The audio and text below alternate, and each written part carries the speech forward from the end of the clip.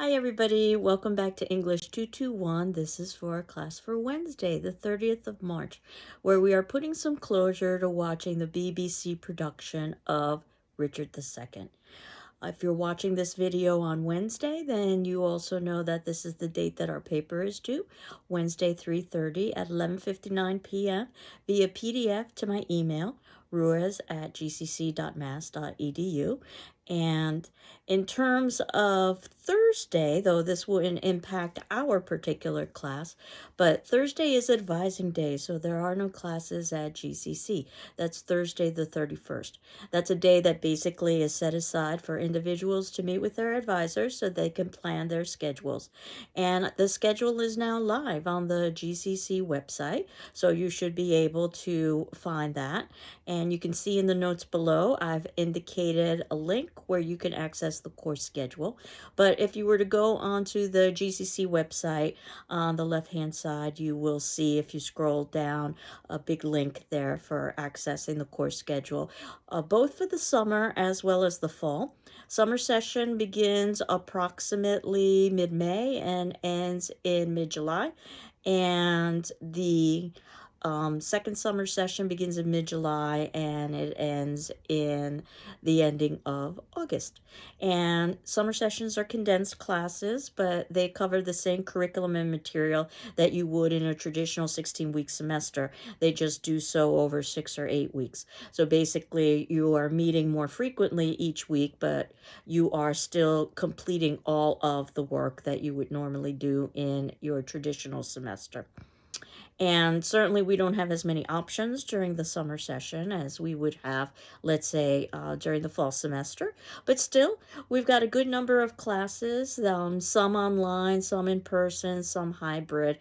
GCC is trying to offer a little bit of everything.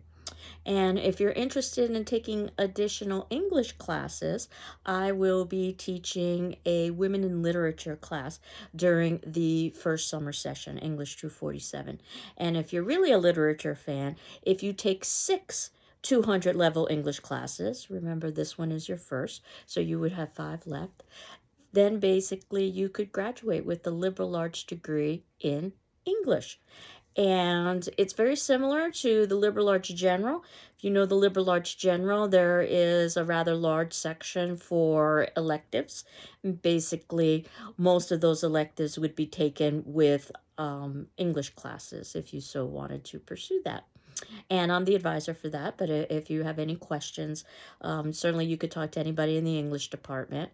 And you can see when you go to search for course schedules, you can search by instructor, you can search by course, you can search by time, you can search by instructional method. So there's lots of parameters that you can choose. As you know, I am a horror fan, so I have talked a little bit about my horror film class, which I will be offering again online in the fall semester, and that's CMN 201, Horror Film in Media and Popular Culture. The literature class I'll be teaching in the fall, probably very appropriately, is Gothic literature. And that's English 229, and that's where we study texts such as Frankenstein and Dracula and Dr. Jekyll and Mr. Hyde. But as I indicated, I teach a mix of things. I also teach personal communication skills classes, and I also teach communications classes. So if you have any questions about those classes, I can certainly give you more detailed information than if you had a question, let's say, about a chemistry class. But certainly if you've got a question about that and I can answer it, I'll be happy to do so. So, in terms of where we are with Richard II, I'm going to have you finish the play, which is for you starting in Act 4, Scene 1, and then finally ending with Act 5, Scene 6. And that's at 1 hour and 43 minutes and 43 seconds, which is where you would have stopped last class, going to 2 hours and 38 minutes and 13 seconds. And you can see that I've got the link below for that. And again, you will be accessing the Canopy streaming service through the GCC library. So if you have any difficulties doing that, please let me know. So Some questions to consider as you are watching Richard.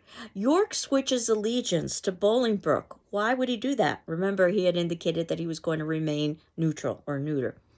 Bolingbroke executes Bushy and Green. Why does he do so? Aumerle plans to overthrow Bolingbroke. Why? And then Bolingbroke pardons him. Why? And then finally, Richard is jailed and killed. Again, my central question being why. And then the play ends with Bolingbroke vowing to go on a holy pilgrimage. Why? And our attendance question for today, which will be due Friday, and that will be April 1st. No joke there. Ha ha ha. At 8 a.m. And of course, if you need additional time, just let me know. What do you think is the most important question about Richard II and why? Or at least, what do you think is one of the most important questions about Richard II and why? I hope you're doing well. I'm doing well.